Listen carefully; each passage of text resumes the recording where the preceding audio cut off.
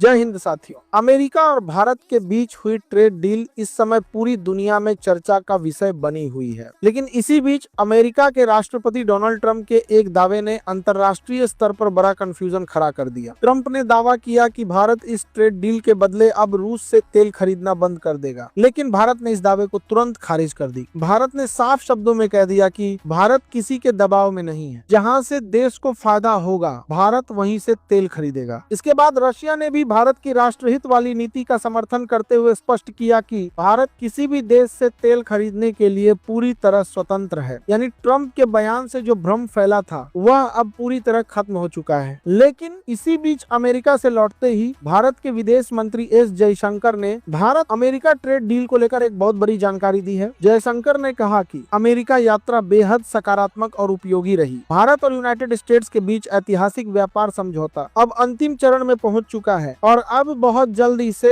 अंतिम रूप दे दिया जाएगा। उन्होंने कहा कि इस डील से दोनों देशों के रिश्तों में एक नया अध्याय खुलेगा और व्यापार, निवेश व रणनीतिक साझेदारी की नई संभावनाएं सामने आएंगी। जयशंकर ने यह भी बताया कि दोनों देशों के बीच क्रिटिकल मिनरल्स पर सहयोग तेजी से आगे बढ़ रहा है। आने वाले समय में रक्षा, ऊर्जा और रणनीतिक मुद्दों पर भी बड़ी बातचीत देखने को मिलेगी। इससे साफ है कि भारत और अमेरिका दोनों अपनी अर्थव्यवस्था और रणनीतिक साझेदारी को नई ऊंचाइयों तक ले जाने के लिए पूरी तरह कमिटेड हैं। दरअसल पिछले कुछ महीनों में भारत और अमेरिका के व्यापारिक रिश्तों में भारी तनाव देखने को मिला था। इसी दौरान ट्रंप ने भारतीय उत्पादों पर 50% तक टैरिफ लगा दिया था, लेकिन भारत झुका नहीं, न दबाव में आया, न समझौते से पीछे हटा और नतीजा ये हुआ कि आखिरकार ट्रंप को ही टैरिफ घटाकर 18% करना पड़ा। भारत के विदेश मंत्रालय के मुताबिक इस टैरिफ कटौती से सबसे ज्यादा फायदा कपड़ा, रत्न, आभूषण, इंजीनियरिंग और मैन्युफैक्चरिंग सेक्टर को होगा, जहां लाखों श्रमिक काम करते हैं। भारतीय उत्पाद अब एक बार फिर वैश्विक बाजार में मजबूती से अपनी जगह बना पाएंगे। अब देखना दिलचस्प होगा कि इस ट्रेड डील से जुड़ी आगे और कौन कौन सी बड़ी जानकारियां सामने आती हैं। जय हिंद, जय भारत।